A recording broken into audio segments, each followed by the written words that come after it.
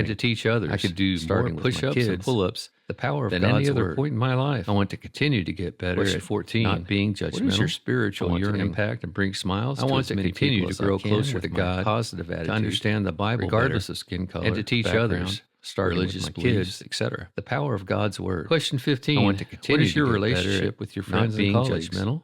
I Fun, want to impact and encouraging, bring and smiles helpful, to as many people always as I uplifting can the with people my around positive me, attitude, and letting them know regardless how of much skin I color, appreciate them in my background, life, religious beliefs, Question etc. 16. What would Question you do 15, to fulfill your life? What is your relationship with your Start friends my and own colleagues? charity where I give Fun, 10% of my encouraging, and income into helpful, it,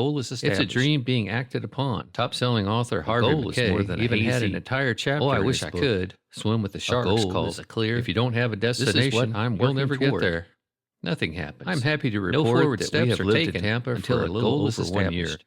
As of this writing, Top-selling author we are Harvey more McKay fulfilled in our even had lives an than entire ever. chapter. Lauren in his and I book. have A swim with the plan sharks for our called dream home If on you the don't have a saltwater destination, that you'll we never hope get and there. pray will happen soon. I'm happy The to first report step that was we have moving lived in closer Tampa to for where a we little knew over we 1 should be. year. To As stop of this making writing, excuses, we are more just do fulfilled it. in our lives than Some ever. of it was and tough, Lauren of and I course. have Moving a to plan another for our state dream and home leaving on behind the good saltwater, friends that and we all the hope little and things pray we will loved happen about our soon. town.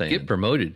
Save Never 10% have a of worry your again. income each year. Your Get retirement married. will be stress-free Have kids. and amazing. Retire at age 65 Do all of this with a and you will 7-figure retirement eventually account. be happy. Sail off on your Sounds dream pretty retirement. awesome on paper. Go doesn't travel it? or put It's your no feet wonder in the we've sand. been fooled by this false perception. Never have a of worry retirement. again. Let Your me ask you a retirement will question. be How stress-free many people and do you know amazing. that have actually Do accomplished all of this this and list you will above? eventually be And happy. I'm talking about every single Sounds pretty step, awesome on paper, including doesn't the it? stress-free It's and no happy wonder part. we've been fooled by I could this tell false you, perception of I don't know a retirement. single one. Let me ask And you that a is what question. all of the How many marketing people do you know brochures that have retirement actually commercials accomplished this list and anyone above? else who wants to sell And you I'm talking something about tell you every retirement single looks step, like, including the these steps stress-free were also and happy part. what many of I our could tell parents you, and schools taught us. I don't know a single one. Stay within And the that lines. is what all of the marketing brochures, retirement saving, and putting some money in anyone else who wants to sell you something. And you should have enough to retire on. It looks like if you are consistent. These steps were also, and what many of our parents and schools you will be stress-free and happy. Stay within the lines. Don't take and write an entire book about what I saw behind putting some money into your 401k retirement world. And you should have enough to retire on 65-year-olds consistent for long enough. And eventually, and realizing they don't have enough money to last them the rest of their life. Talk about a write an entire book about what I saw behind the scenes in which the realities of retirement can derail your happiness. 65-year-olds, and several of them have nothing to do with money. Bad debt. They are realizing they don't have enough money to last them even the rest of their life. We were visiting my parents in Winter Haven. There were a lot of ways in which the realities of retirement can derail your happiness. And while my wife and kids derail your happiness, I decided to take an early morning walk around their neighborhood. Money. I like to listen to podcasts completely different. Ride my bike. Something even. And that morning I was listening to a podcast. We were visiting my parents in Winter Haven, Florida, with Mike weekend. Mike was my wife and guy by the name of I decided to take an early morning walk around their neighborhood. Controversial material. I like to listen to podcasts while I walk or the happiness equation. And that morning I was listening to the most contentious piece of his book on happiness. Was a section where he suggested Mike was interviewing a guy by the name of Neil Prasad. To drive his point home, talking about Neil told the story of his guidance counselor, Mr. Wilson. The happiness equation. The funny thing is that when Mr. Wilson retired, the most contentious piece of his book on happiness, none of us did, was a section where big celebration with cake, music from the band, and teary speeches from former students. Neil told the story of his guidance counselor, said he was excited to be retiring. The funny thing is that when Mr. Wilson retired, he didn't look happy. Mandatory retirement came. We had the big celebration with cake, and so he retired. Music from the band. The next week, he had a heart attack and died. Mr. Wilson said he was excited to be retiring, with several others but that followed the same pattern. Wet eyes. The stories were sad, but to me, mandatory retirement more likely that the outcomes were coincidence rather so he retired. Cause and effect. Neil. The next week, he had a heart attack and died. But then he talked about an island in Asia. Neil followed up this story with several others that followed the same pattern. Any other place. The stories were sad. They live an average of 7 years more likely that the outcomes were coincidence rather than they have the longest disability-free life expectancy in the world. But then he talked about an island in Asia so different that had more healthy 100-year-olds than any other place in the world. They didn't even have a word for retirement. They live an average of 7 years longer so than they couldn't even describe the act of retiring. They have the longest disability-free life expectancy had no concept of it at all. Can you guess what made this community so different? They continued working well into their 80s, never retired, and even they didn't even have a word for retirement in their vocabulary. One man was still practicing karate at age 102. The citizen went on to say that this community had no concept of it at all. Had one word that took the place of our word retirement. Working well into their 80s, 90s, which and even past their 100th birthday. The reason you wake up in the morning. One man was still practicing karate at age 102. As I got back into my parents' place, Neil went on to say that this community in Japan went to Amazon, had one word that took the happiness of our word retirement. To see what else Neil had to say about retirement and happiness, roughly means. While I waited for the book to arrive in the morning, I started doing some research on the correlation. As I got back into my parents' place, I opened what I found shocked me. Went to Amazon. One of the first articles I read was published on web to see what else Neil had to say about retirement and happiness with the British Medical Journal. While I waited for the book to arrive, regarding a study of shell employees research on the correlation early at age 55 and death. Guess what they found in the study? One of the 55-year-old retirees died sooner than 65-year-old association with the British Medical Journal. People who retire regarding a study of shell employees 89% more likely early at age 55 10 years after retirement. Guess what they found in than those who retire at age 60. 55-year-old retirees die sooner. I then read about legendary football coach Bear Bryant dying from a fatal heart attack. People who retire a month after retiring were 89% more likely to die. Penn State coach Joe Simonds, who died shortly than those who retired at age 60. Ironically, Paterno was on record for saying football coach Brent Musburger, dying I'm afraid I will die if I ever step away from the game after retiring from his hard-hitting article in Forums. And Penn State coach Joe explained the 7 reasons people either die or become unhappy and unfulfilled shortly after they retire. For saying reason number 7 said it all. I'm afraid I will die if I ever step away from the game. You lose the very identity hard-hitting article in Forums creating by Robert Laura explained the 7 reasons most of people either die or become unhappy and unfulfilled shortly after they retire.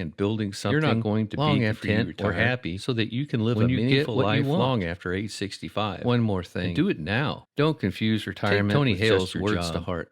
Retirement If you're not in your practicing work is one contentment thing. and happiness, Retirement where from you life are, is another.